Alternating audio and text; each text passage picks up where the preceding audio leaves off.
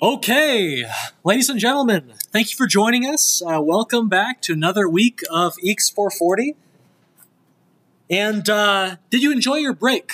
You got a little bit of a break, okay? No project to work on, a postmortem to do. How did the postmortem go? Kind of a weird assignment, right? Have you had any other courses that gave you kind of a similar assignment? I'm curious. I feel like there's got to be some other assignments in this department like that. Or perhaps it is just a really important part of a design-oriented course. Design is something that is amorphous. It is something that twists and turns over time. It can be very difficult to pin down. So reflection is a really important part of that iterative process. Looking back, thinking about what went well, what went poorly, and how do you make it better for next time. Okay? There's this saying, in fact, I think it comes from an Ubisoft game. Actually, no, it's been around much longer than that.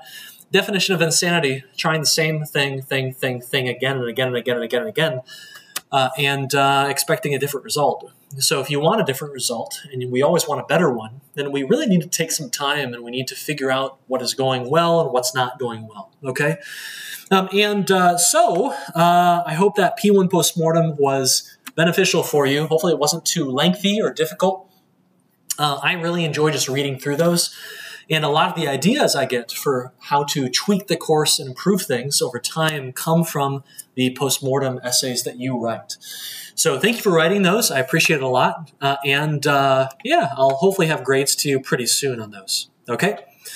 So it is, I think, time to get those P2 teams kind of cemented. I'm going to turn off the self sign up here.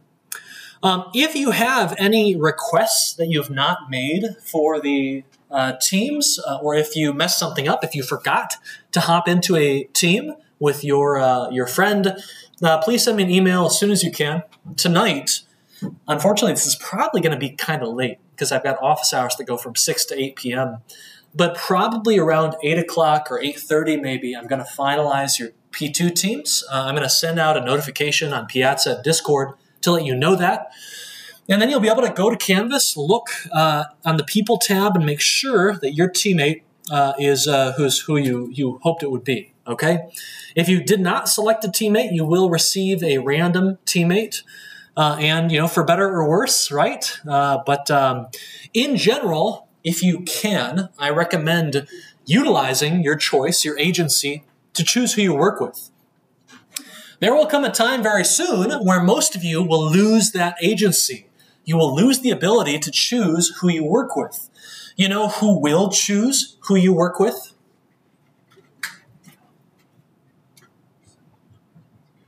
Your laboratory chair, if you go to grad school. Or your manager, your boss, or maybe your boss's boss, if you go to industry, will choose who you get to work with. And, you know, that can be really great, or that can be not so great, okay, depending on how that choice gets made and if it ends up being a good one. So anyway, I encourage you to take that opportunity if you can. If you look at the schedule today, you can see that it's kind of a busy time.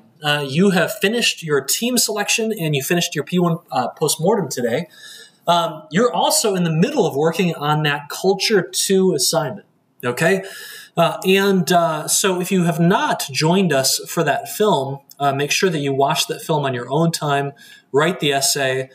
I'll be honest, I think Tron is a little bit dry, okay? I'm not sure how many of you loved the Tron film, but maybe you will love the fact that you have now watched it, so you never need to do so again, okay? Anyway, yeah, pretty cool film, still very historically significant. Today, our main mission is going to be to launch Project 2, okay? A lot of people in the course, they say that Project 2, not super tough, but a little bit tougher, a little bit more difficult than Project 1, a tiny bit. Fortunately, because of that extra difficulty, we're actually going to be giving you some additional time, okay? So we actually hope that you will not do any work during spring break. But your P2 alpha, the second leg of this project 2 assignment, this project 2 project, is going to be 3 weeks, okay? So you'll get 2 normal weeks to work on it, and then, 1 break week where you shouldn't work on it, but I guess you can if you really want to, during spring break, okay? So, yeah, hopefully this won't be too bad, and we'll get that launched today. We're going to do a lot of programming together today, and I'm going to show you kind of how to start this project in Unity. Last time, okay, last week, we kind of did some Unity programming together. Remember when we made the Shrek? Wait, are we up to like Shrek 4 or Shrek 5 now? How many films have there been? Anyone know? Sean, do you know? I think this is like a Shrek 5 situation. So we made Shrek 5, the game, in Rollerball, basically a rolling ball game in Unity. But things are going to be a bit different when we go to program today, because you're going to be integrating some very complex pieces of software. You're going to be integrating Mapbox and trying to get Mapbox to do interesting things. So programming is going to be a little bit different, but I'm going to give you some hints and some strategies for how you can jump into a big, scary code base and start to kind of feel your way around that dark and spooky cave, okay? Figure out which way is up, which way to go. When I joined the Sims 4 team, how many of you have actually played that game or heard of it, at least? When I joined that team, the code base already had, I think, 4 to 5 million lines of code. It had been worked on for about 3 to 4 years at that point, and it was about a year out from release. Actually, less time than that, out from release. So very big, very mature code base. If you have a code base of 4 million lines of code and you're just joining that project, how do you learn those 4 million lines of code? How do you learn all of that? Any ideas? How do you do it? You don't. You don't. Exactly. Okay? You're not going to really fully learn a 4 million line code base, and you really shouldn't try, okay? Your mission, when you have a lot of existing technology and you're trying to get in there and add some of that technology or adjust it a little bit or remove something, in a way it kind of seems like surgery, okay? You're trying to kind of get your way in there without messing too many things up, okay? And you're only trying to get to the little place that will give you the features that you need, okay? You're not trying to get distracted with everything else going on. Get in there, minimize your impact, and you can do really cool things in a big, complex, large code base, okay? So anyway, I'm going to give you some tips and a practical demonstration of how to do that today. Before we really get rolling, though, I have kind of, I think, one of my favorite startups, XR startups of the year. This is a company called India Visual Learning Limited. Kind of a cheesy name. This is a company that, if you guessed, is based in India, so that's very cool. And this is a product that is one of my favorites. It's called Frogopedia. Do any of you remember in your grade school dissecting a frog? Or did you maybe dissect something else? Because these days I think there are quite a few things that you might be dissecting. What did you dissect? Yes? We dissected a baby pig. A baby pig. Wow, that's gigantic. Okay, yes. We dissected a cow eyeball. A cow eyeball. Interesting. All right. What else? Anything interesting? Yeah, I remember doing a frog, and it was a pretty big dilemma, actually. So there was some controversy, right? You know, are kids going to pass out? Are they going to get too grossed out? Is this sanitary, right? Most of this, the complaints and concerns were coming from parents of the students. But there are a lot of questions when it comes to doing these kinds of experiments, biology experiments. So what is this product? Let's take a look. It's an app. You buy it for $4. It has 62 ratings. This is not great. This is not super successful as far as App Store stuff goes. But you can kind of see what it's about down here. And I've actually got a video to show you. But you can dissect a frog virtually, okay? And you can even do it with augmented reality in order to kind of rotate the frog and view its muscles and skeleton layer and a bunch of other interesting things, get a feel for its scale. I want to show you a video that kind of demonstrates a lot of the app's features. Let's take a look. So that's how you do it. You first need to pin the frog to the surface. So you just do it in a very professional way, like a real scientist, to cut the frog and to open her skin, I guess. We also want to show you how she did it with the actual pencil. That's how she pinned it. And she will start opening the frog and cutting the skin in a moment. These are the cuts. The app is directing you to show you what you're supposed to do and when and where. Let's open the skin. She needs to cut again. Really cool. Very, very great application. We are both very fascinated about it. Once you're done with cutting the frog and opening her, you can have a look at different organs. And you can even do an actual test.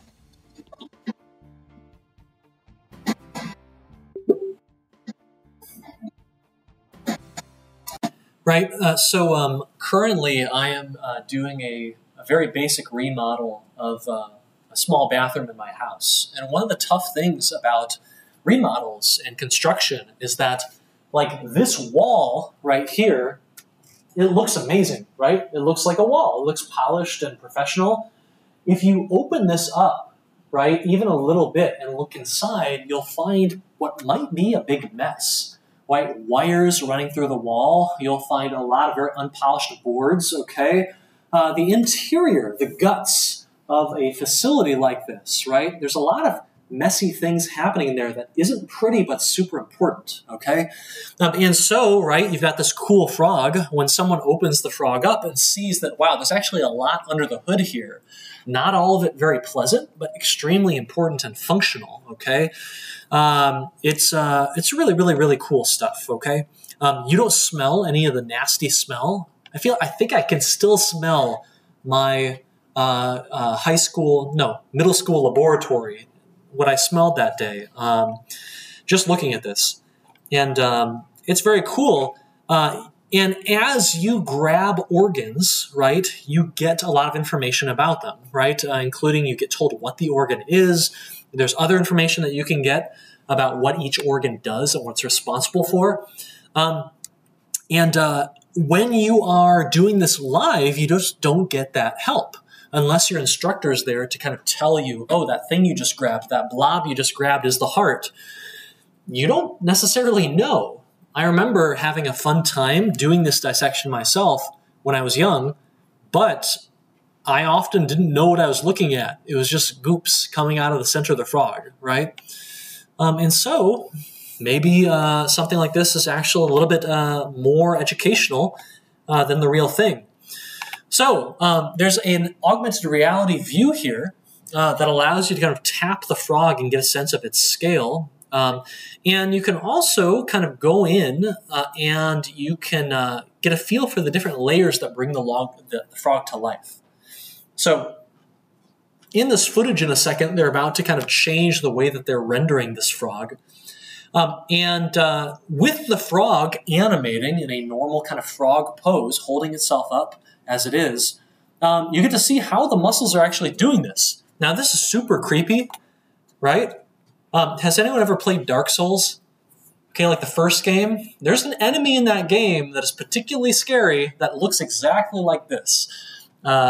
It's an enemy in the game that if it defeats you, it permanently cuts the amount of health you have in half forever. Well, you can get it removed with some effort, but anyway, you see this frog and you just start running, those big eyes. Anyway, so you can see the muscle layer and how that kind of works within the skin. and supports the frog. I think there's also a skeletal layer as well coming up. Yeah. So here it is. Look at how many layers there are. Wow. I don't think we get to see all of them. But if you want to, oh my gosh, the nerves, the nervous system is available here too.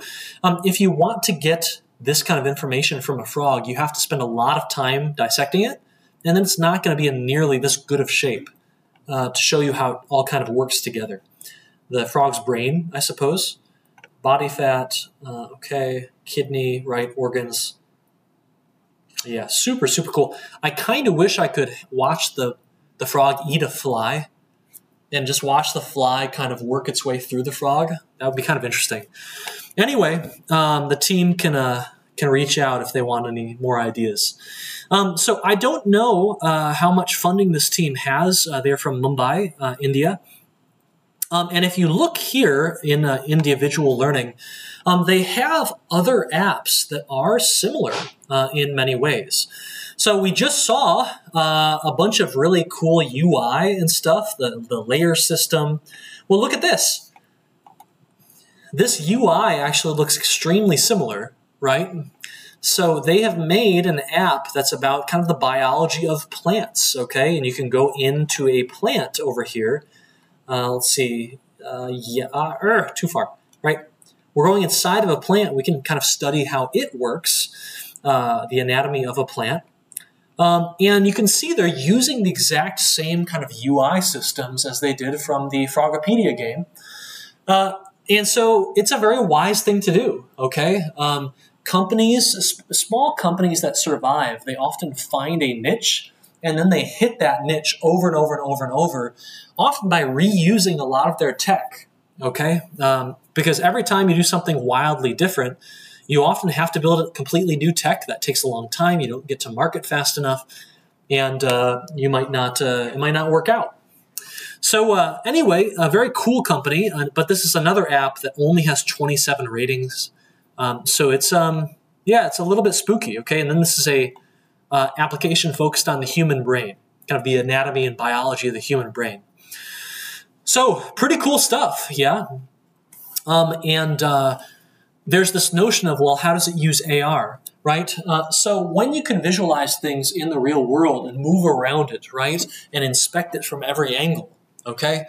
For many people, for medical people, right, for professionals, for students, that is often a better way to inspect things and get a feel for something's shape instead of just kind of rotating around it behind a 2D screen. And so it can be kind of valuable that way. All right, so any questions or comments on the app?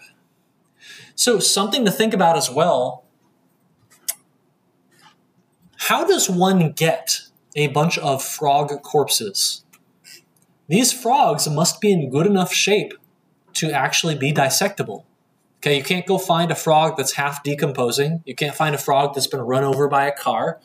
Okay, like there is a logistical chain to making these frogs show up at the right time, in the right quality and quantity at science labs throughout the world. So that's probably not cheap. And also, that might not be a super ethical thing if that's not your kind of thing, right? There might be some interesting ethical questions that come up.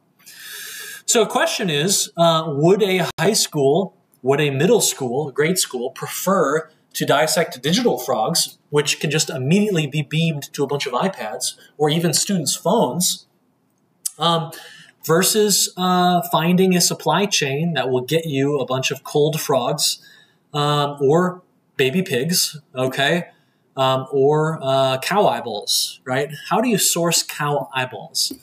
There's a market for everything, I guess.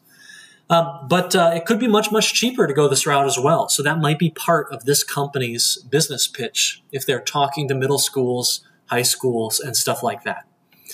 Okay, so very cool company. Hopefully they're not dead, because they have not done a whole lot. They clearly didn't make a whole lot of money with their current approach, and they have not added a new app in years. So hopefully they're hanging in there and can do some cool stuff in the future. Okay, some quick headlines that are kind of neat. I think last semester, Facebook unveiled a very cool set of AR glasses that are kind of small, okay? They're augmented reality glasses that, they're a little bit bulky, but not nearly as bulky as headsets. They support multiplayer, local multiplayer. They support hand gestures, and they are getting to the point where they are capable and not as bulky as they once were. So look at this. Like, it's clearly like these are the nerdiest, least fashionable glasses that you will buy, okay, that are on the shelf, okay? But it's not super far, right? Not super far off. And I just saw a headline today. Meta has a kind of AR, AI-powered Ray-Ban glasses now. And these are actually looking pretty good, okay? I think these on the left are the Ray-Ban glasses. These are even thinner than the ones we just looked at. And they have built-in kind of, I think, Llama meta-based AI assistant. And so, what are these? Well, it turns out that when these were announced in 2024 and released, they actually struggled to gain a market share. They struggled to gain any traction with users. But the blind community found them. Interestingly. So this person who kind of stars in the article, right? What's her name? Alison Pomeroy, is not entirely blind, but kind of struggles to see things unless they're very close. So what the glasses can do is they actually have a camera on the front, and they can read out and feed that imagery to the Meta AI assistant, which can then, through some little speakers, tell Allison, hey, right, the price of the item is this, okay? Or the items on the menu are these, all right? And her partner, her husband, no longer needs to read everything to her. That's a big deal, okay? It makes her much more independent, and it's pretty impressive stuff. Mr. Zuckerberg said that they've sold 1 million units in 2024. Not bad, okay? We'll have to see if that starts to go exponential. It's unclear just how large the market is for this kind of thing if the only people who are going to care about it are people who are nearly blind. But it's really cool stuff. And one final thing I want to point out is that this is very common. It's not everyone's favorite way to do entrepreneurship. But here, Meta has created these glasses. They've created some really impressive technology. They didn't quite know who their market was. Like, who is our target market? Who are the people who are going to just sprint out and buy these right away, right? And pay any price for them. They struggled to gain traction, but over time, the blind community found them, started using them. They started working really well, and they became a core part of that market that Facebook didn't really expect at first. In this article by the Wall Street Journal, there's some tension because people are nervous about people who are almost blind or have a medical condition using a non-medical device to address their medical problems. Part of me thinks that's sour grapes, right? But part of me is also a little bit concerned, right? Are these glasses going to be able to cover all the use cases that someone who's partially blind is going to need? Could it accidentally tell someone the wrong thing?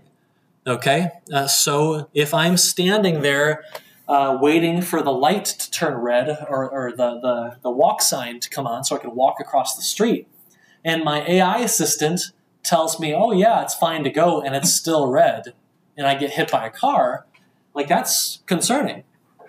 How many of you have used LLMs?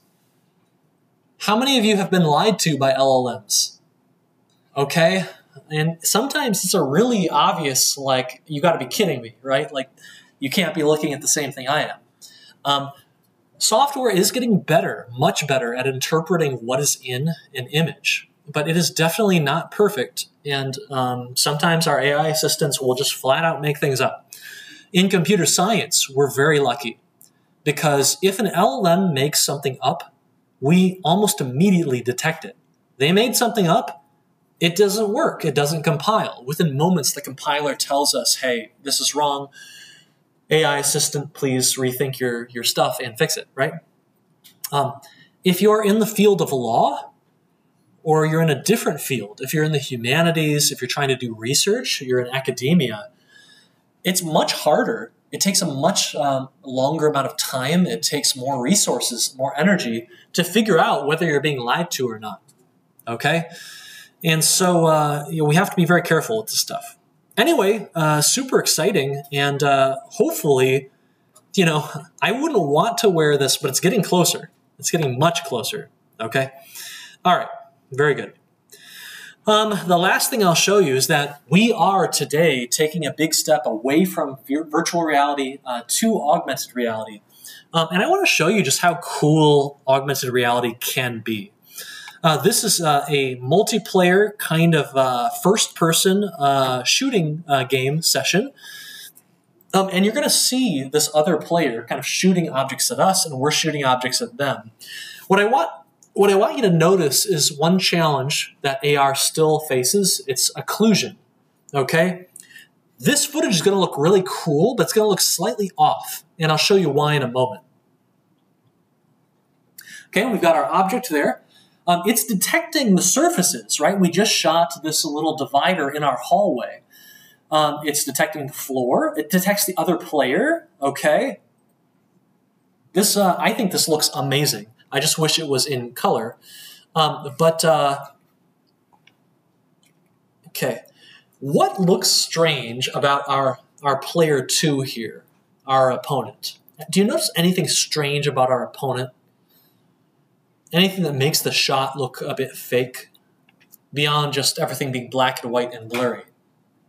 The cubes behind them are Yes, that's right. If you look at this image for too long, your brain probably starts to twitch a little bit because it can tell us something is wrong, all right? It is getting mixed signals. You can tell that this human right here is kind of far away, all right? And you can tell that based on their size compared to how big a human tends to be. Okay, you can tell based on what the human is occluding. So the human is occluding this part of the wall. It's occluding this cushion. So we know the human is roughly kind of here in 3D space. The problem is we're getting mixed signals because these cubes are telling us that the human is much further away. These cubes right here are rendering over. They are occluding the human. But this cube looks like it's way back here next to the cushion. So the cushion is telling us that the human is in front of it, while the cube next to the cushion is telling us that the human is behind it. And so these mixed signals make your brain kind of feel uncomfy. It's just a really weird image, okay, that can't really exist in real life. But here it exists, okay? So the problem here, we'll talk more about this in a week or two, but the big problem here is that the software has detected these surfaces like the floor, the far wall, this wall on the side, this wall on the side. It may have even detected this sofa, but it's struggling to figure out that this is a human in 3D space at this depth, okay? It just can't really figure that out.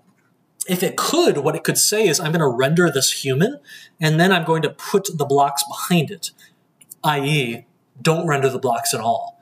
Or you can say the blocks are further away from the human, so I'll render the blocks first, and then I'll draw the human atop it so that the human includes the blocks. And so this is the kind of problem that can be solved if you have enough processing power. And you know what doesn't have much processing power at all?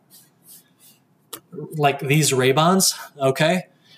So as we try and miniaturize this AR and VR technology, there's a fundamental tension, okay, with we need to make it smaller, but we also have to make it more powerful, but we also have to make sure it has good battery life, okay, this is a huge problem. We got many different things in a tug of war here. It's going to take some really good engineering and some tech advancements and maybe even some science and physics advancements and chemistry advancements in order to continue to miniaturize stuff while also getting more power and better battery, okay? So, yeah, good luck to everyone working on that, okay? Maybe if you go to grad school, get your PhD, or go to a big fancy research laboratory in industry, then you will work on that kind of stuff. So good luck to you. Okay, P2 milestone and P2 project management have released, all right? And we can go ahead and I think get into this P2 project briefing because we do have a good bit of programming I want to do with you today before we run out of time.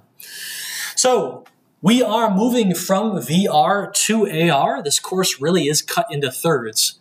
One third is VR, the second third is AR, okay? And the final third is your final project, which can be either, okay? And so friendship ended with VR and AR. I heard AR is the future anyway, okay? How many of you have seen the Vision Pro? Is the Vision Pro an AR device or a VR device?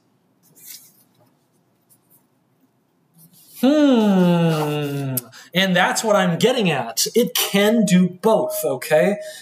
You have a slider that allows you to see more of the real world or less, to completely replace things or just to augment things. And so it could be the case that in the future, there's no distinction, really, okay? And thus, this course would need to change a bit, and of course, it's going to. You are making a Pokemon Go variant, okay? This is called A2 Go for Ann Arbor Go. Whereas Pokemon Go has you kind of walking around your local area and looking for Pokemon and going to gyms and collecting resources, okay? We are going to be doing the same thing around Ann Arbor, okay? You will be walking to historical locations in Ann Arbor, places where you can learn something. You will be unlocking new types of seeds by doing so, and you'll be planting trees around town in order to liven the place up, but also to bring you tourism currency, which you can then feed into buying more seeds, unlocking more things, okay? It's a simple game loop and the kind of thing that might get you walking around if you're curious. So there will be an exploration mode where you're kind of walking around with this GPS view of the world.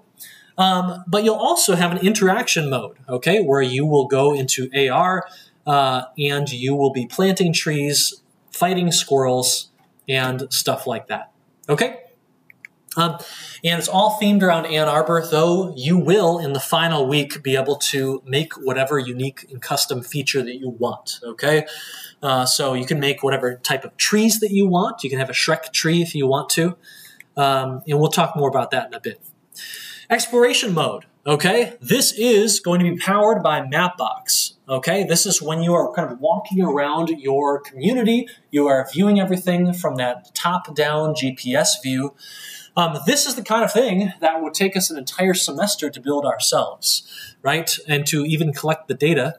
But Mapbox is going to give us a massive head start on this topic, okay? Not a huge head start, but a pretty big one. Okay, we're going to teach you how to use it today. Interaction mode is when you kind of go down close, go down to ground level, you turn on augmented reality camera.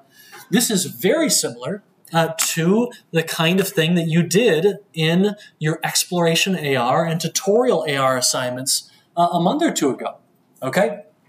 And so you can use some of that code again if you want to. You'll be building an inventory system to keep track of your seeds, which ones are unlocked, which ones do you have, how many do you have, how many acorns do you have. You'll be implementing a UI store so that you can actually purchase more, and a lot of fun stuff like that, okay? There's a design document to kind of illustrate how all this works as a game design and kind of what things you'll need to be thinking about and implementing, okay? It will kind of all come together at the end. This is, I think most students say this is the hardest project in the course. Not super hard, just a little bit harder than P1. But most students also say it's a very satisfying assignment. Why? Well, it's very hard to show your friends your VR project, right? You have to, you have to coax them up through the winter snow to get to here, okay, North Campus, and then to the Viz Studio. Boot everything up, load your project up. That takes a while. But here, though, here you're going to have your software on your phone at all times, which means that you can just kind of show it to friends at any time. You can walk them around the city. You can watch them have a good time and have fun. So it's very, very satisfying to make stuff for your own personal device. So a question. This is, how many of you played Pokemon Go back in the day? Right? You played it a little bit. How many of you still play it? Anyone? On occasion, a little bit, okay? That game involves a ton of walking, right? And so, are you going to need to walk around a lot to test this game that you're making? And the answer is, and not really, only a little bit, okay? Because the first thing that we're going to do today is we're going to implement cheat codes that allow us to fake walking around the city by just using our arrow keys, okay? And, that's not going to make us healthier or more fit, but it is going to save us a ton of time, and that's what we need, okay? When it comes time to actually make a build, okay, for your video, for your, deadlines, you will need to walk around a bit, okay? You'll need to walk around a bit, and you'll need to show us how things are working IRL. But we can get away with quite a bit of development without walking around a ton, all right? So here is our P2 schedule. Here are the important days. We got today, we've got a week from now. We've got this big stretch where we've got our spring break, nice, and then we have one final week to finish everything up, and then we'll turn to the final project, okay? Like P1, you can kind of break this project up into engineering, design, and business/production concerns.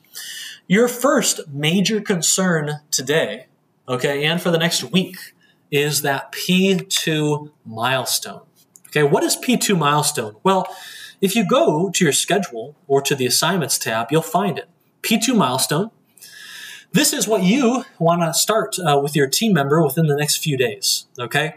It'll kind of explain our purpose here and what we're trying to learn through the project. But then, just like on your project one, you're going to receive this big spreadsheet that has a lot of tasks. These tasks are ordered by priority, the story points up here. And each task comes with a description of what we want you to do, along with, in some cases, a big hints document to kind of give you a feel for how you can go about doing it and what things to think about.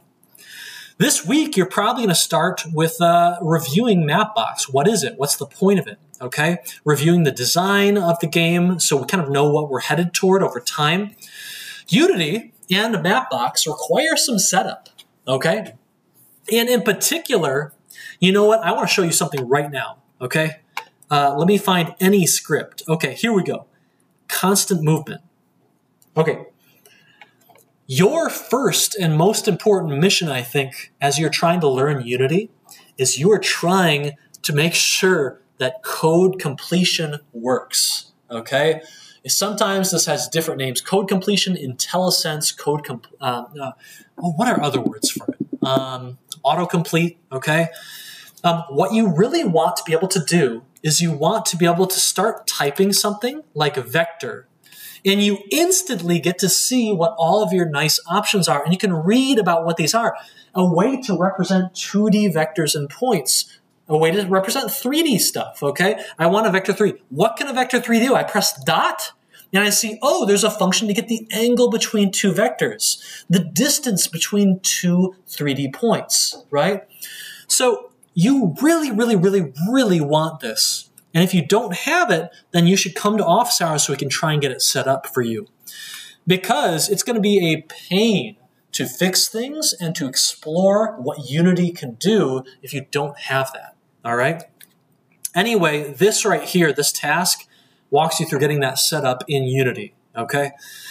Setting up version control, blah, blah, blah, blah, blah. You're going to make some development sheets. I'll help you make those today. Yeah, so basically, all of these tasks that are in white right here are what you need to do in the next 7 days or so. And I'm going to help you do a good few of them. These red tasks are tougher, and they will take more time. They will be required during that kind of lengthy 3-week alpha period, okay? And then your final 2 tasks, you're going to have to customize the player avatar, and you're going to have to introduce a custom mechanic and a custom feature, okay? And we can talk a little bit more about that. Well, actually, I want to show you... So here are a few ideas of things you might add when you get to P1 Gold, okay? Sometimes students do a really simple learn more link, right? Where, for instance, they have landmarks that they can read about. There's a learn more button that every landmark can take you to a web page or something like that. So you click the web page and it automatically takes you to the Museum for Natural History website, for instance, right? Very simple stuff. But we had a team that did a really cool one where basically you could get a live feed of where the Amtrak trains were. And if you could reach an Amtrak train and go to it, you could tap on it and you could get a special seed type, which was super cool. Sometimes students do special encounters with boss characters, so squirrels out in the environment. In our game's design, we plant trees, and those trees generate money for us over time. They grow over time, and when they're grown, they generate tourism, which we can use to purchase more trees and plant more. However, squirrels will attack our trees over time, and if a squirrel attacks a tree, it will no longer generate any revenue at all. So we have to go appease the squirrels, we have to go purchase acorns, and then throw the acorns at the squirrel to get them to go away. And so sometimes, and I'll show you some footage later, but spicing those encounters up with a boss fight or a multi-squirrel fight can be kind of an interesting thing to do, okay? Anyway, right? Fairly standard stuff, no surprises, I don't think, and that's going to be your P2 milestone. You have a bunch of kind of easier tasks that I'm going to help you with today and then again on Wednesday, and that should be a pretty easy first week. P2 Alpha, 16 days, I think, yeah, it's we have spring break right there in the middle, so you've got plenty of time. And then P2 Gold is going to be 1 week where you're going to need to build some custom stuff, go off the rails, training wheels off, and do your own thing completely, okay? So, yep, no surprises. During this assignment, you will have another JIRA site that you will create. You'll have 3 additional JIRA sprints and a bunch of tasks you'll put into JIRA to organize stuff and keep your team on the right pace, okay? So some miscellaneous info. Again, this is mostly going to be teams of 2. Sometimes we have to make teams of 3, but just due to the amount of people there are or drops or ads that are happening. This is going to use the Unity engine instead of the Unreal engine, okay? So your mission here is going to be to try and translate as much knowledge as you can from Unreal to Unity. What you're going to find is that Unreal and Unity are actually really similar, right? But it's those tiny things, like moving from blueprints to a textual language, moving from one concept in Unreal, which has a certain name, to the same concept in Unity that has a different name, okay? And but you'll get it, and you'll feel very powerful when you realize that you are a multi-engine developer and not just an Unreal versus a Unity dev, okay? Your intermediate deliverables, as was the case on P1, are going to be videos that you record to demonstrate certain features working in your engine. If you skip elements of a task, then we're going to have to assume they're not there, okay? Which could result in point losses. The final deliverable that's going to come in a month or so is going to require your source code for your entire project and a portfolio website, okay? By the way, I think you all got your grades back for P1, okay? And so make sure to look at how your P1 went. The average was very high. You did a great job. And yeah, so nothing too crazy. And again, for like the 5th time, this is usually regarded as a slightly harder assignment than a P1. So not super hard, but don't underestimate it. And again, you can make any project or any assignment really hard, super difficulty, by waiting too long to get started, Okay, so be sure to not do that. Does anyone have any questions on the logistics of Project 1 or Project 2? Ooh, I got about I think about 3 to 4 hours of sleep last night. You can probably kind of tell my vocabulary again is a little bit shot. Yeah, I've started my grind for going to Japan in the summer. So now I have to learn and remember as much the Japanese language as I can that I learned in high school. And I've got like 2 or 3 months to do it.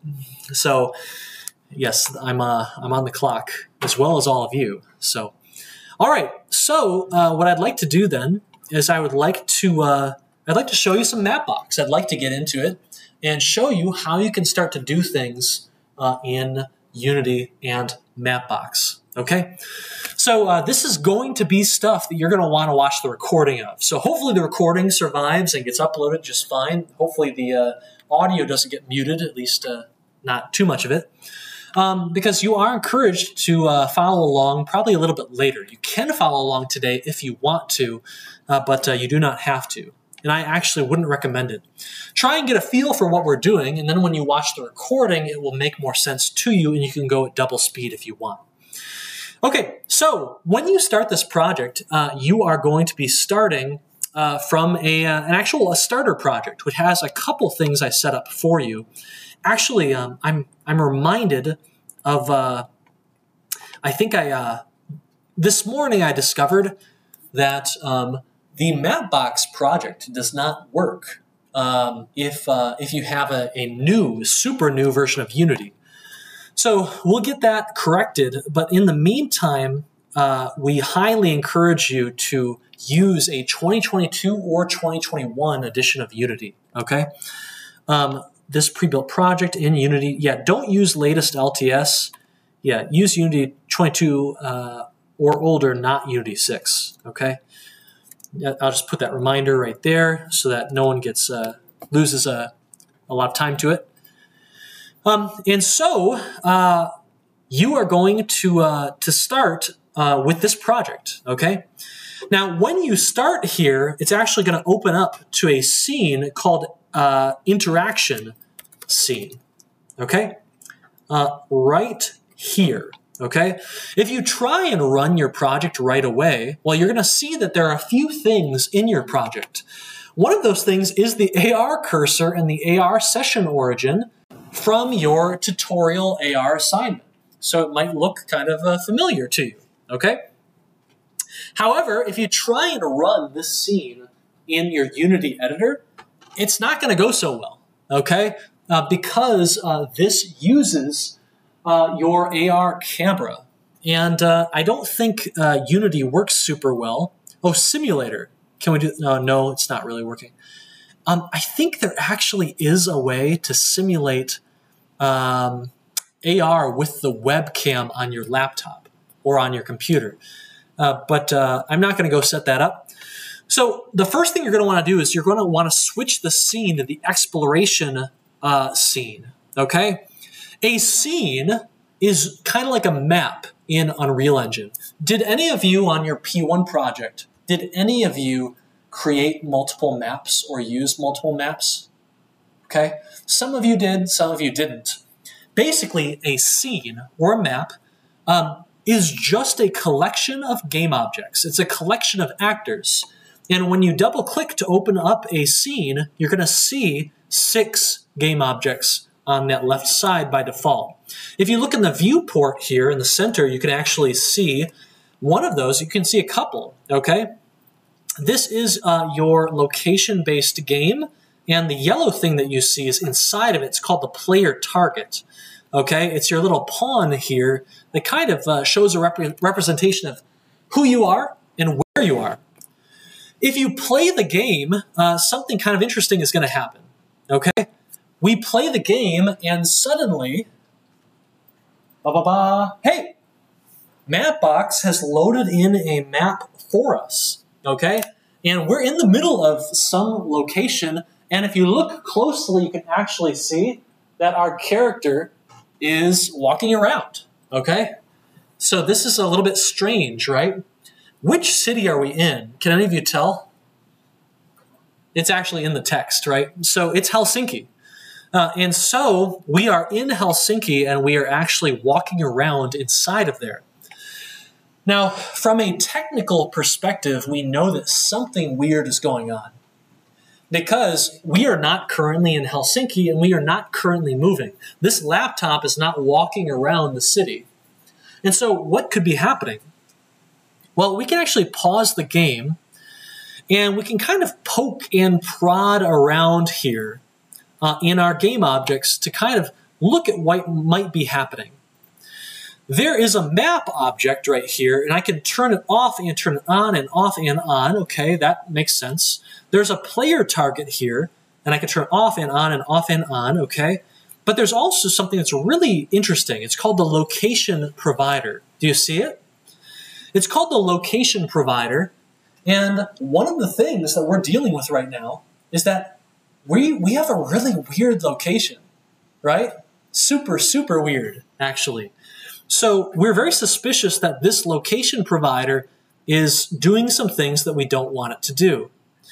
If we look underneath the location provider, well, number one, location provider has a script. And in this script, there are a bunch of variables, okay? Map manager, okay, this just has the map dragged into it. Device location provider Unity, device location provider Android, editor location provider, and then the transform location provider, okay? There's also this interesting one right here, editor location provider location log, okay? So if we are currently in the editor right now, which of these 5 game objects do we think is the one that's providing our location? I'm going to guess it's either the editor location array provider, okay, or it's the editor location provider location log, which just so happens to have a file called Helsinki. Okay, guilty, but we should be able to prove it. Let's do this. Let's take a look. Our character is currently walking around right now, but what if I pause the game and then I turn off the editor location provider location log? What happens then? And I run the game. Look at that. Our character has stopped moving. That is a sure sign, okay, that we found the game object and the script that are providing our logic, okay? And so, well, what can we do here? By the way, take note of how amazing this name is. Editor location provider location log. What a pain. It has location in there twice, okay? Nasty. What I want to do, just like a surgeon, we found the location of our problem. Now what we want to do is we want to dive in, and we want to kind of extract the important part, okay? So we're going to go into editor location provider location log, okay? We're going to go right in, and we're going to kind of look around, okay? So we've got a text asset. This is a variable, it seems, that's going to store that Helsinki file. By the way, this Helsinki file, how does it work? If you click on the file, you can see that basically it's a big table full of latitude and longitude coordinates that we should go to over time. So this is just basically a demo file that makes it look like we're at certain locations, all right? So I don't think we care about this anymore, all right? So you know what I'm going to do? I'm going to delete it. Yeah, and you can even see in the string, it's a mock latitude, longitude location, okay? Yep, don't care, okay? Goodbye, okay? Now we've got a log reader, and we don't need to be reading any logs anymore. We don't care about that anymore, okay? Now location enumerator, I don't know if that's important or not. Currently, it is an object, it is some sort of data structure, okay, that is reading from the log reader. So I'm guessing we don't care about this, and I'm guessing we don't care about this either, okay? So we're just kind of getting rid of stuff that we're guessing isn't super important. And then we're going to test all of this in just a few moments. to make sure that not everything has exploded, okay? So on destroy, we don't care about all of these things anymore, so we'll go ahead and get rid of them. I'm going to get rid of this now, because that just helps us read the log, okay? We've got the set location function. Now, one interesting question is, what is this function? What does it do? When does it get called? Well, we can use the magic of IDEs to click on this 3 references here, and we can see that set location is actually a protected abstract function of which class? The abstract editor location provider class, okay? That's kind of messy, all right? But what we can see here is that this function automatically gets called, send location event. It automatically gets called by the rest of Mapbox. Query location, right? Let other, blah, blah, blah. Often this happens to start, okay, blah, blah, blah. It's in a infinite while loop, all right? So this function is going to get called over time automatically. And I think we can prove that, actually, by writing some code. Let's write print, okay? Print, by the way, you can also write debug.log if you want to print in a different way. Oh, silence, please. Hey, thank you. Okay, and let's do a test, all right? Set location function was called, okay? And I'm going to put this in here, and, oh, is this not going to compile? Yeah, I'm going to go ahead and blank these out real quick, okay? And let's go ahead and rerun this, and we're going to see what happens in our console. The console, much like the output log in Unreal Engine, is going to dump a bunch of text to us. So I'll click this to turn on the messages. We'll run it, and let's see what happens. You see how it opened up and it was super big? I want to be able to view the output console. Oh, look at that. We're getting a ton of them.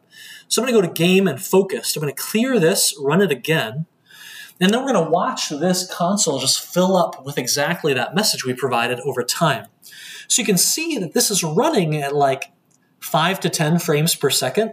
We're getting this called. So that's, that's a start, okay? That's a good start.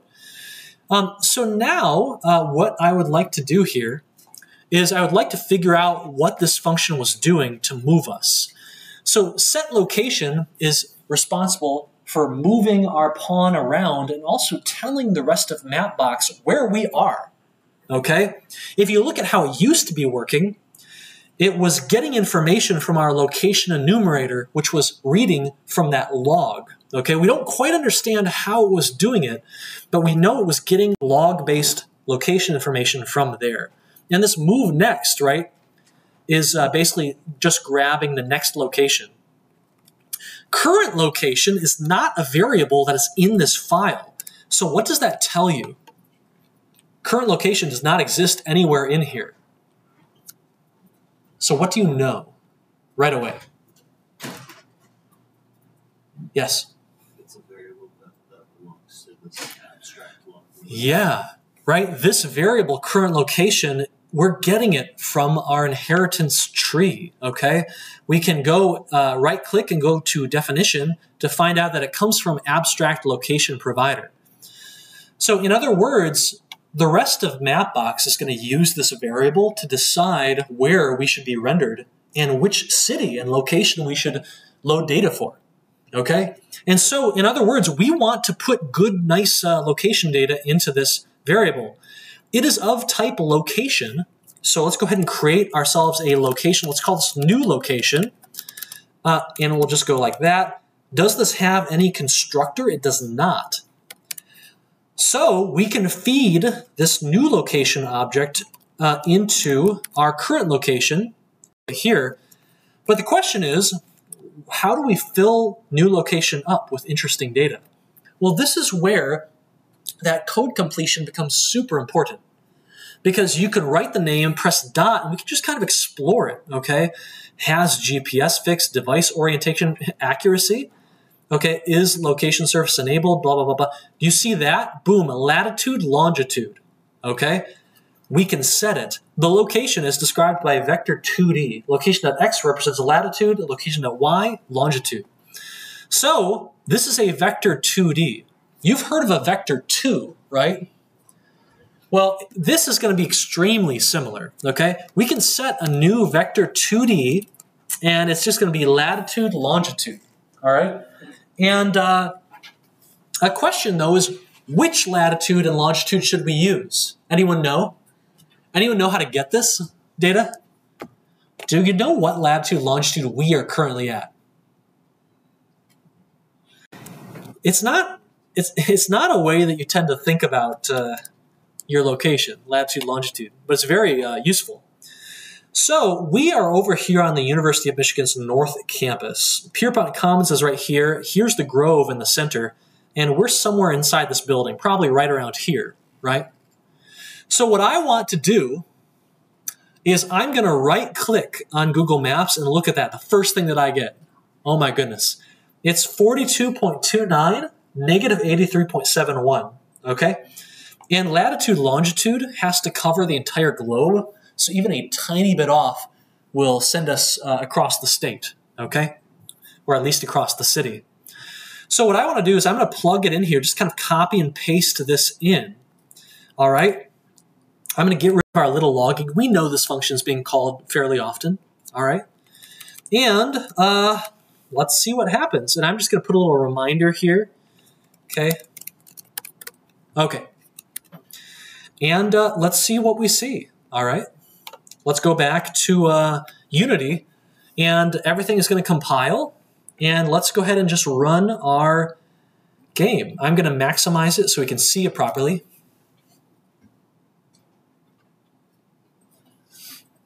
And would you look at that? We are now standing right in the middle of the Dierstadt Center. Boom. We're no longer in Helsinki.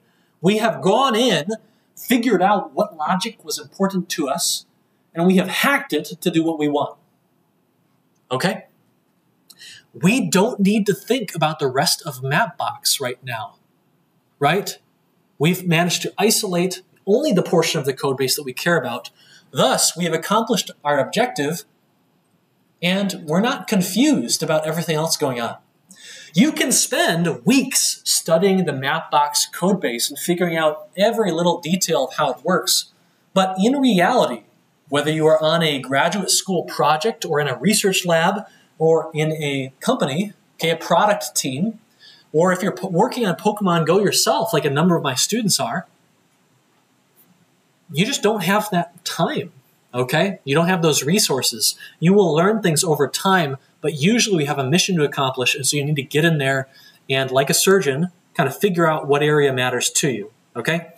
A couple other unique things here. Okay? This is a good start, but there are some problems, very visible problems. Okay, number one, we have this UI window right here. It's kind of cool. You can scroll up and down. You can click dismiss, but I don't want this. I don't want this to keep popping up every time. So how do we find it? We're going to find it and destroy it. So there's a bunch of game objects here. One of them is called info canvas, which is kind of suspicious. If I turn it off and on, clearly this is what we're looking for. I can go in and I can delete it, okay? And that's what I've done. Launched the game just to make sure everything still works properly, and we've made things a bit better. Okay, excellent. Good, good, good. But there's another problem. Do you see?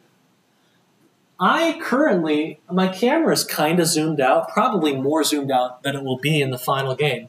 But I can see all this gray space off to the left, off to the west. I can see a little bit of gray space off to the east. So we need to now go search through our project and find what game object and what component handle the loading and rendering of the map, okay? And we're going to need to experiment and tweak some things until we can figure out what's going to fix the problem for us, okay? So where should we look? The main camera? No, the main camera doesn't have anything interesting on it, okay? It's just a standard camera. It's not loading anything, okay? Directional light is also very standard. The canvas over here, location status, it has a bit of text on it, but nothing too suspicious.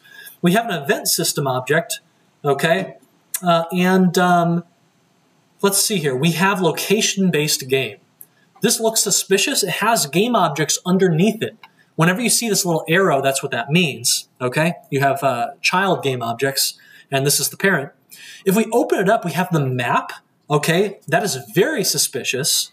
The map is currently an invisible game object, but it will become visible once it finishes loading things in, all right? Now, if we look in the map, we can see that it has this abstract map component, and I can even enable preview. If I click, it actually loads in a preview into the editor. That's super, super cool, okay? But I can open up these categories as well, general, right? And I can search for different latitudes and longitudes, okay?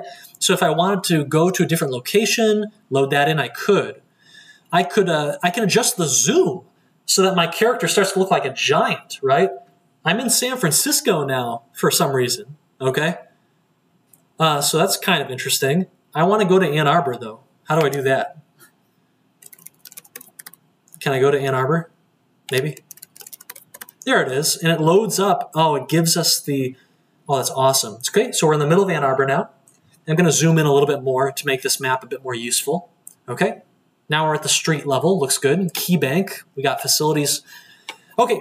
Now, it looks like there's something called extent. And if I play around with these little nubs and move this 1 to a 2, look at that. It is rendering a larger part of the map. It's showing me more data off to the west. That's exactly what we wanted, right? But how to know what kind of extent we should do? Well, currently, it will render tiles that are kind of near the center of the map. But what I really want is to render tiles around my object. Because eventually, my character is going to move, right? Eventually, my character is going to move. In fact, let's deal with that now. When I run my game, this looks pretty awesome, but I'm stuck. I'm stuck on North Campus. I'm stuck in the Duderstadt Center. So, well, what can I do? What can I do? Well, I'm going to go ahead and I'm going to bring my camera down so I'm a little bit closer, okay, a little bit closer to my pawn. What can I do if I want to be able to move this pawn around? Any ideas? Do you remember what we did with Shrek? How we made that ball move around?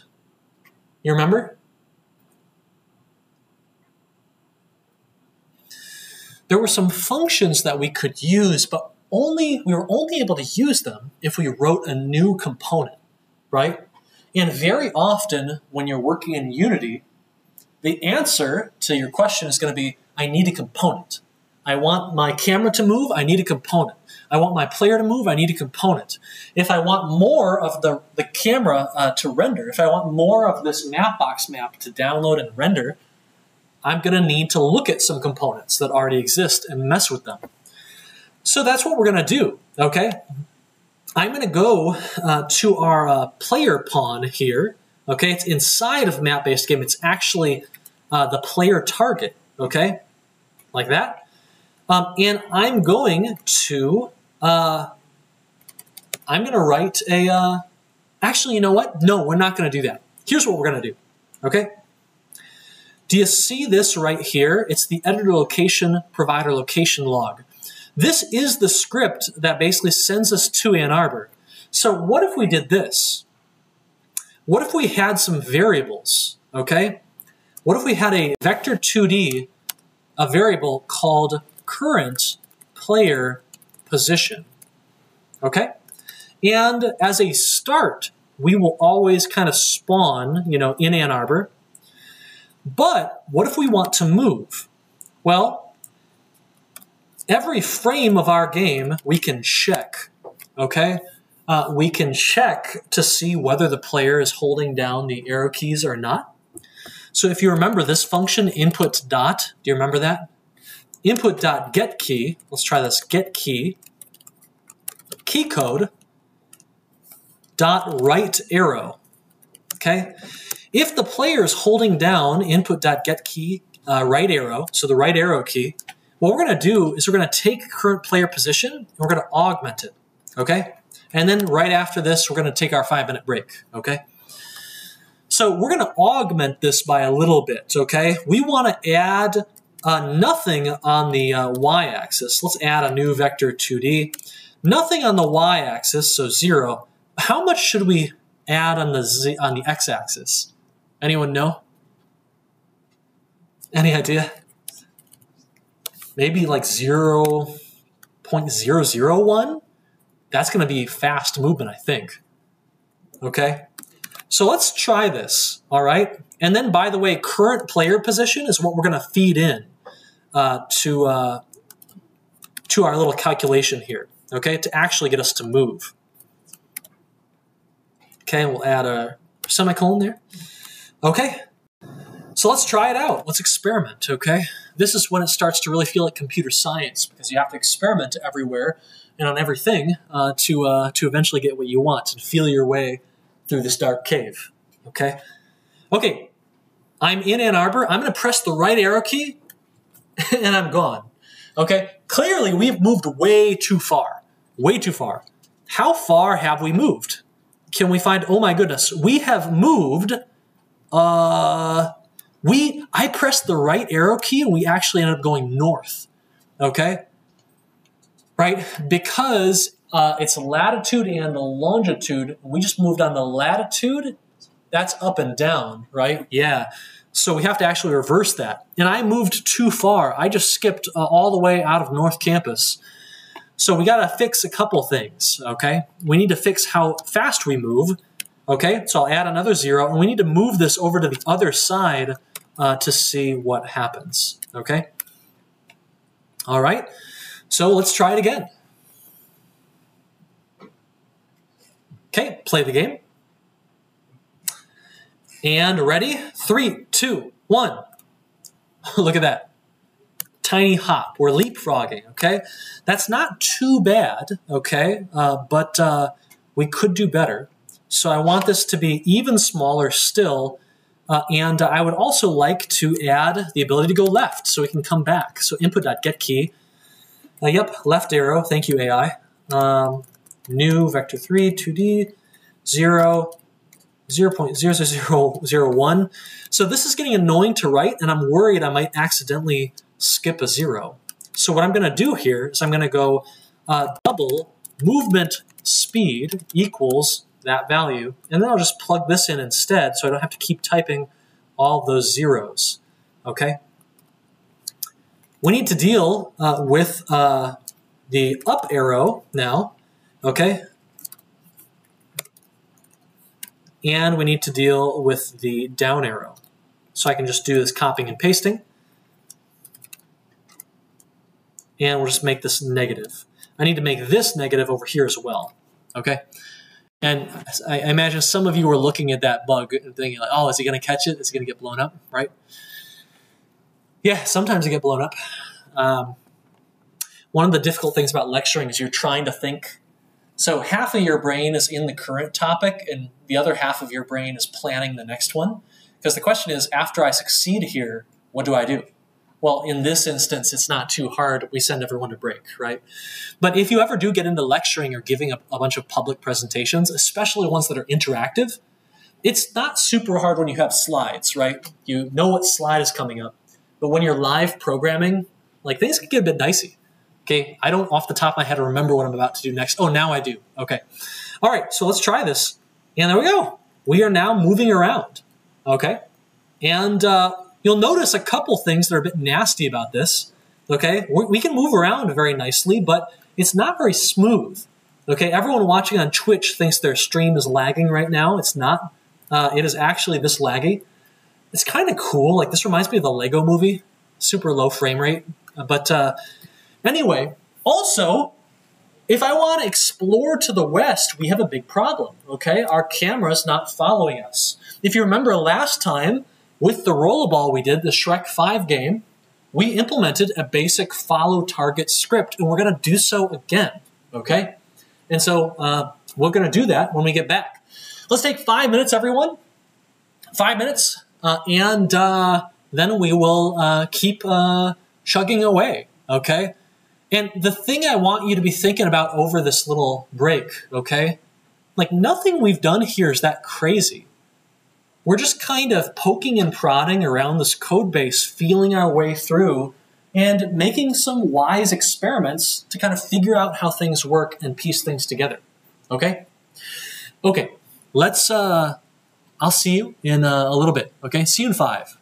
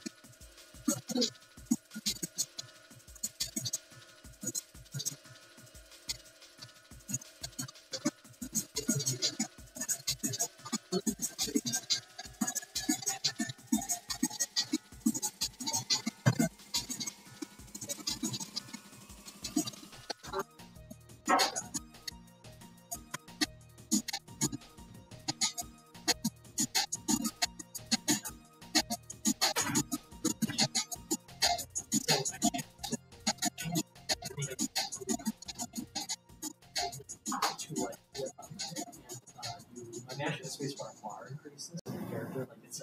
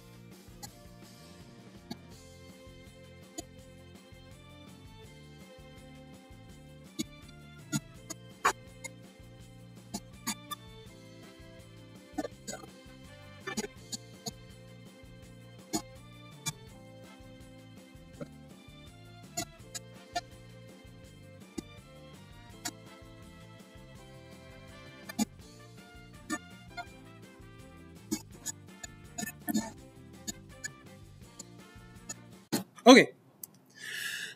All right, everyone, let's get back to it. We've got about 24 minutes to get as much done as we can. So you'll see here, right, that we're off to a really good start. We have motion, but we can't really explore. We can't traverse this map, okay, which is a problem. We also have kind of a visual problem. I actually think it's kind of sick. And if you're moving slower, if you're walking around the environment, this actually will probably look fine because you're going to be moving much slower and the hoppiness, right? It won't be nearly as jarring because you won't be jumping as far of a distance. But this probably isn't what we want, okay? It just isn't. And so what can we do about this? Well, what we're going to do is we're going to create what I call a view. Okay, what we're going to do is we're going to take this pawn, which is currently known as the player target, and we're going to create a duplicate of it. Okay, now there are two pawns. However, one of these two pawns is going to be the actual pawn, and the other is going to be a view, a costume of the pawn that kind of follows it around but smoothly. The problem, the fundamental problem we have here is that our pawn is warping around and we want to smooth that signal out. We want to give it some ease. We want to give it some linear interpolation, okay, which maybe you used a bit of in Unreal Engine, okay? But that's what we want, okay? And so I'm going to call this player target copy. I'm going to call this player target view. And I'm actually going to get rid of the visuals of the player target. I'm going to turn them off so they're gone, okay? Player target view, I'll just kind of put it back at the center. Now, player target view doesn't need to have all these things. It doesn't need to have all these components. What it does need to have is one component that allows it to follow the real player target, okay? Again, the real player target is invisible. It's right here. And the fake, the view, the costume of the player target is right here. Empty, okay? So let's create a component. I want this to follow a target, okay? A target game object. So I'm going to create a component called follow target. If you remember, this is the exact kind of thing that we made for our camera, okay? Last time when we had that camera that was going to follow Shrek around, okay? And so what do we need to do? Well, we need to have a variable. Let's call this public game object target. This is the game object that we want to follow around, okay? We made it public so that this variable is going to show up right here. And when it does, I can just drag in that player target. That invisible player target, we're going to follow it around smoothly, okay? So let's do this. Let's calculate our final desired position. Let's go desired position equals target dot transform dot position. Remember what's happening here. Vector 3 is a 3D point in space, x, y, z. we're getting our target, okay? Our target game object is this player game object, and we don't just want the player game object, we want its transform, we want its X, Y, Z. So we gotta get this transform.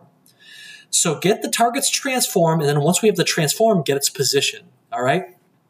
Now we have our desired position, but we don't wanna just warp there, okay? We haven't fixed anything if we just warp there immediately, okay? So what we want to do instead is we want to lerp there, okay? We want our new position, okay, to be not the desired position. The AI got it wrong, okay? We want to lerp, vector3.lerp, okay? We want to lerp from where we currently are to where we want to eventually be, and we're going to take, let's say, 10% of the way there. We're going to take 1/10 the step there, okay? Is this strange to you, why this works? I want you to look up here and imagine something. Imagine that I am headed toward that door because I want to go home, okay? I want to head home, and so in that lerp function, okay, I've got my position, transform.position, okay? That's the first point we feed in. The second point we feed in is our destination, our desired position, the door. And that final number, that final parameter of the vector3.lerp function, that 0.1, that is saying go 10% of the way from where I currently am to where I want to go, okay? And so I'm going to take a big step. Ready? Boom, big step, 10% of the way there. But then I'm closer. So now I'm going to step 10% of the way, but that step is smaller now. Okay, another step is smaller. And another step is smaller, and smaller, and smaller, and smaller, and smaller. Okay? A question for you. Do I ever make it to the door? Technically, the answer is yes because of rounding errors in our data types. But, you know, I think this is called Zeno's paradox. Is that right? It's a paradox that if you keep cutting the position in half, if you keep stepping halfway towards something, do you ever actually get there? It's kind of no, but kind of yes, right? In the world of computers, it's definitely yes. Anyway, so this is what's happening. This is going to give us a smooth motion because at first we're moving there very, very quickly, and then as we get close, we kind of ease in and slow down into that desired location, okay? So super cool, and let's see how it goes, okay? Let's test it out. Okay, microphone back on. Okay, move around. And it is a little bit smoother, okay? Not quite as hoppy. Maybe we can make this even smoother. So I'm going to take this 0.1. I'm going to take it out. I'm going to actually make it a variable, public float ease factor equals 0.1. So now I can actually experiment with it, right? Whenever you create that public variable and use that public variable, we can mess around with stuff. We can do experiments happen. I'm going to put an extra 0 in there, and we're going to see if this is even smoother, okay? Okay, so coming in here. Oh, look at that. Wow. Buttery smooth. Buttery smooth. Now, the only problem here is that actually our view is quite a ways behind our actual object, right? And if you pause the game and go to focused mode, I'm going to actually drag my scene view, right? How about here? Now, we can actually show you the target getting ahead of it. So play the game again. See the target. See what's actually happening here, okay? Our target is getting ahead of our object, and our view is kind of smoothly and beautifully following it. You know, it's a little bit sluggish, a little bit laggy. So let's see if we can speed that up a tiny bit, okay? Not too much, right? Let's just double the speed and see if this is a little bit more accurate but still kind of smooth, okay? Yeah, that's pretty good. Okay, I like that. That looks pretty smooth. We've taken that signal and we've made it a little bit smoother. So, but you know what? I actually do like it even smoother. So we're going to go with this. All right, let's see what happens. Let's just roll with this for a bit. So this is good and all, but what's another problem? It's just problem after problem, isn't it? But we knock those problems down as fast as we can. So what's a problem? Well, one problem is that we can't explore, okay? We cannot explore at all. And so what happens now, right? Our game is bricked. We're lost off screen. So what can we do? We've got this camera game object, right here.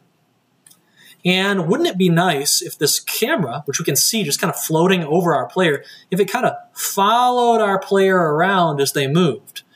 Do we have any components that allow us to follow a target game object? Like imagine you have a camera and you want it to follow a target player pawn as it walks around the city. Do we have any components like that? Because if we already have a component like that, we don't have to rewrite it, do we? Okay?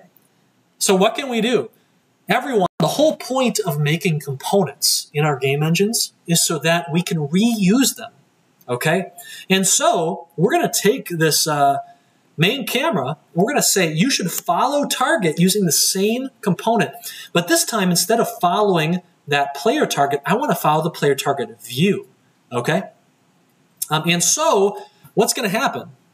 All right, I'm going to maximize the screen so you can enjoy this wonderful exploration we're about to do. Are you ready? We're going to move around, okay, and oh, what happened? It's broken, right? Well, no. If you pause the game, it becomes clear right away what happened. We go to our scene view, and we can see that our camera is now embedded into our pawn, into our map. If we pull it out like this, it looks perfect. But we forgot, again, we forgot to have an offset, okay? And so, just like in the previous project we did last week, we're going to add an offset. Public vector3 offset, okay? And we're going to make it 0 to start off with. Why do we make it 0? Because if we make it 0, it won't affect any of our existing logic, okay? And so you want to be careful when you add new features to components. You want to make sure that users of the existing component don't get blown up, okay? So you have to be careful with your defaults. This desired position we want to be at is not just our target position anymore. It is our target position plus that offset. And so we're going to run the game again, this time in focused view, not maximized view. And we're going to run it in focused view because we want to play around with that component, right? We're going to go to our main camera. This looks terrible, but if we go to our main camera, we can make the Y part of the offset goes up. And as I raise the Y, our camera just raises out of the dead here. It raises out of its grave. And that looks really nice, doesn't it? Yeah, I like this a lot right here. That's perfect. When I end the game, I'm going to lose this. Not good. So remember, I can go to that ... on my component. I don't want to lose that component, so I'm going to copy it. Okay? When I end the game, I've lost those values that I liked so much, but I can go to ... and paste the component values and get them all back. Okay? Now, let's see what happens. Looks good, right? What's up? That's a good question. Do we want to be easing to follow an easing object? Well, let's experiment. Right now it's a 0.1. What if it was a 1? Okay, it's a little bit more stiff. Let's go with 0.01. Oh, that looks kind of cool, right? It can kind of like get ahead of us a little bit, okay? It's up to you. It's a matter of taste. There are no requirements as to what you need to do. So I'm going to just leave it at like a modest 0.05 probably. I think that looks fine. Yeah, I think it looks fine. And we'll save it, and there we go, okay? Unfortunately, we still have a problem. We still have a problem. What is our problem? Right? We are not loading more map data as we move around our city, okay? And we need to make sure that happens, okay? People could be playing Pokemon Go anywhere, and as they travel in a car or on a train, we need to load in more data. Or maybe they just walk a long distance or they bike. We need to do it, okay? So we need to go back into our map. You remember when we looked at our map? We looked at our map and we fixed our extents issue, but the problem we face, if I enable this preview, is that we really need to be regenerating more extents as we move around.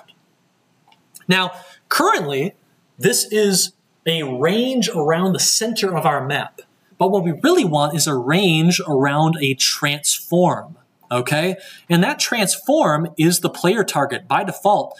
I actually don't want that. You know what I want? I want the player target view, okay? You could even say the camera, maybe. Maybe that makes sense, okay? Visible buffer, what is that? Oh, there you go, 1, okay? This gives us a lot more range, and maybe I'd even make that 2, okay? So now we've got a bunch of data around our object, and what I'm going to do is I'm going to sprint off to the left here. Wait a second, why are we going so slow? What? Hey? Oh, I think maybe it's lagging? Like, is it lagging really badly right now? Oh, goodness. So yeah, something's going on, okay? I don't know if I like that. Let's try this camera bounce. Let's try that. Maybe it'll deal with it a bit better. What's going to happen here? Okay, it loads it. I'm moving much faster. Okay, look at that. That's a really good option as well. I think this is actually a better one. I think I loaded too much map data in, and it was kind of struggling. Maybe it was continuously loading data every frame, because that shouldn't have been choking our GPU, right? But I'm guessing we were being bottlenecked by something. You can see if you watch carefully on the left side, as soon as our camera kind of views a little bit more than it should, a little bit off the map, it loads in more map data right away. So very nice, very efficient, and I think if you kind of bring the camera up, it'll load even more for you, okay? So yeah, pretty cool, okay? Not too bad. Scaling options, Unity tile size, all looks really good. So we've really got something going here, okay? And I think, I don't remember how much more I want to show you. Orbit camera, file target, switch scene button. Yeah, that's a tough one. I don't know if we'll get to that one today, okay? But we should probably start on a little bit of UI, okay? And then on Wednesday, we can finish it up and get you done with a lot of your P1 milestone tasks. So right now, you see here, we're kind of playing all this in kind of a strange way. Because look at this. This looks like it might be an iPad, okay, kind of device that we're on. The screen here is just a very weird shape. And we're going to need to do a lot of UI on this project. So what should we do? Well, what you can do is you can go up here to free aspect. If you're in the game view, you go to free aspect, and you can actually go down and you can choose any of these aspect ratios or resolutions that you want. One that I already have is for my iPhone, 1770 by 2532. When I click this, that doesn't look good at all. That doesn't look right. Yeah, what on earth? iPhone 14. Oh, the scale is messed up. Yeah, this little knob was messed up, I think. So let's go back to iPhone. Yeah, you see how this, it's all zoomed in. It's weird. Doesn't look good. Take this and bring it out, and now it looks way better, okay? This looks like an actual iPhone, kind of a chunky iPhone, as far as I can tell. Yeah. Oh, there we go. Yeah, I think I had a typo on this one. This looks like an actual iPhone, a very tall device. And this is going to be very nice for us when we go to design our UI. Now, the last thing I'm going to get us started with here is we're going to create some UI, okay? We have a canvas, but you know what? I don't really want to use it, okay? It came with the download. I'm going to just delete it. Now, I'm going to create my own. I go to plus, I go to UI, I go to canvas. Now, canvas in Unity, you already dealt with this a little bit, right? You did stuff in tutorial AR and exploration AR. But the canvas is going to be a really interesting kind of coordinate space, a new coordinate system. where we can put things that are going to exist not in our 3D world, but in our UI world, okay? And that can get people confused about the UI. I'm going to right-click on Canvas. I'm going to go to UI. I'm going to go get us let's go get us a button. How about that? Here's a button. And by the way, you can use Text Mesh Pro if you want to. I'm just going to use the legacy button. Okay, they're not hugely different, but legacy button is a little bit simpler. Okay. Now I've got this button right here, and it's very tiny. The first thing you always need to remember to do, unfortunately, is with Unity, whenever you create a new canvas, you always go to the canvas scaler, change constant pixel size to scale with screen size. Then input the resolution of your device. So in this case, it is going to be 1170 by 2532. Did you notice how as I changed this, the button got like very differently sized, right? So what you're basically doing is you are telling the canvas to try and keep your UI elements consistent with this size of screen. So if you go to, if you forget to do this, if you build on different devices, your UI will actually change size and it will look very weird. It will get super small on high resolution displays. If you've got your team members, basically, it might look really good on one person's device and terrible on another. So this will standardize it if you remember to set that. Anyway, we've got this button now and it's super small, so I can increase the width pretty easily, the height pretty easily. Okay, I can adjust the Y position and stuff like that. And I can make this text much bigger. Interestingly, a button in Unity has a text object inside of it. So you actually need to go and make that bigger. We can make the font bigger, like that. If you make it too big, it will disappear and not render anything. This is very annoying and not something that is very pleasant. One thing I highly recommend is just clicking Best Fit. This will resize the text to fit its parent, okay? If you go into the text, you double-click the text, it is definitely trying to fit inside of this button. And if you adjust the left and the right, you can kind of see this little green line here that shows you how big the text is inside of that button. So, okay? I want to talk very briefly about the topic of anchors, and then we're going to finish for the day, okay? So I'm going to change this text. We're going to change this text to switch scene. And you can see as I make the text bigger, the text automatically resizes. If I run the game right now, I can click on the button, and if I hover over it, it'll change color, right? I can click on the button so I can tell it's working. It's detecting the button click and all that good stuff. Something really quick about canvases. If you notice, right, every game object in Unity has a transform.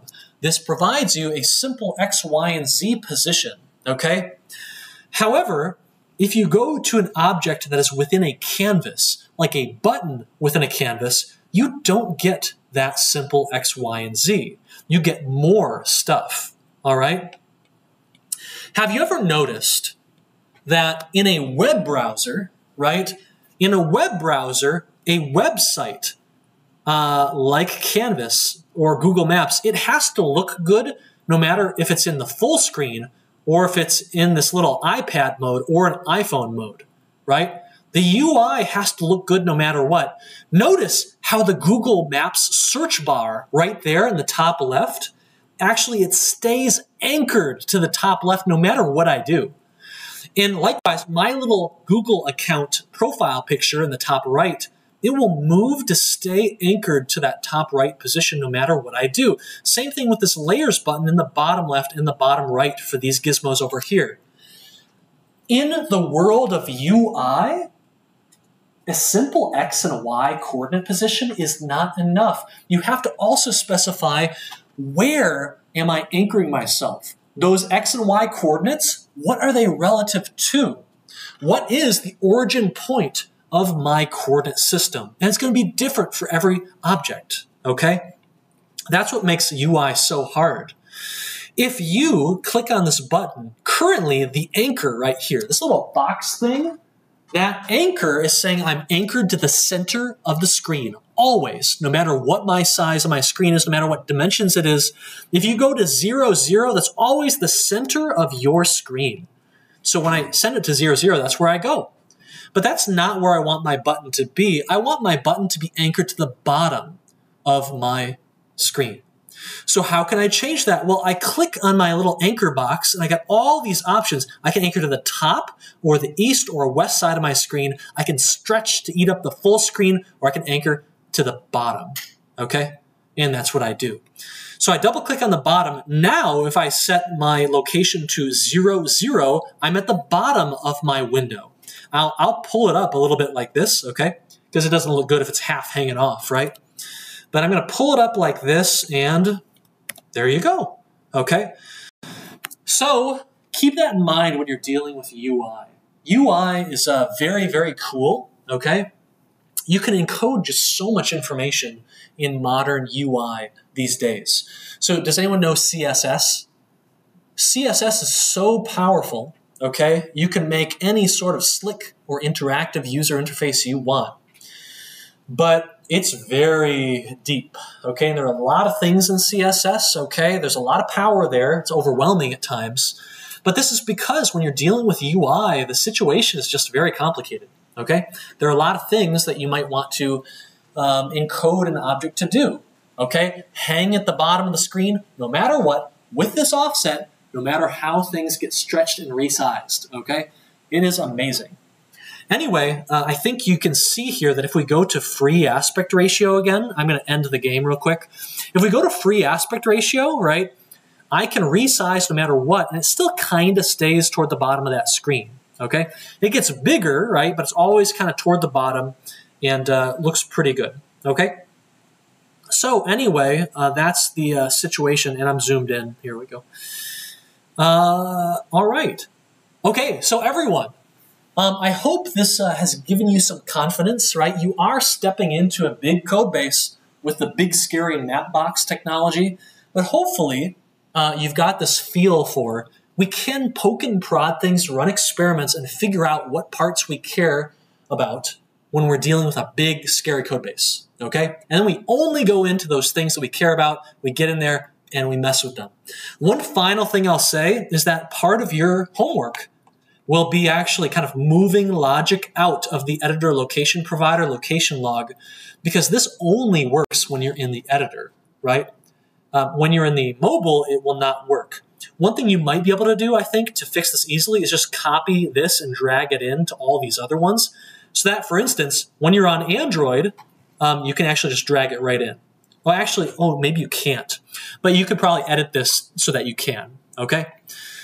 In any case, when we come back on Wednesday, we're going to work on more of that UI, okay? And we're going to talk about the really interesting dilemma of when we go between scenes. You know, when we go from exploring in that top-down view to fighting squirrels and planting trees and back, how do we persist and organize our data? If you have 20 trees that you've planted, how do you keep track of them and make sure they're still growing even when you can't see the trees, or even when the trees aren't spawned in? This is kind of a tricky data management problem, and I'm going to show you how you can get started with that and some techniques for dealing with that when we come back on Wednesday, okay? So, everyone, thank you for joining us, and we will see you then, okay? Remember, all this is recorded, so review it and use it to help you through this early part of the homework, okay? Make things way faster and way less frustrating for you. All right, everyone, take care. And a quick reminder, when you get started with this project, do not use Unity 6, okay? Otherwise, you'll get blown up when you try and make the Mapbox template work, all right? I'll upgrade it over the summer, I think, if I can, okay? All right. Sometimes Mapbox APIs are like, I have to dive into the guts of Mapbox, understand it in order to fix it. I think I can do that if I have to. I don't want to, but whatever. Okay. All right, everyone. We'll see you next time. Office hours are tonight, 6 to 8 p.m. if you need any help, okay? See you later.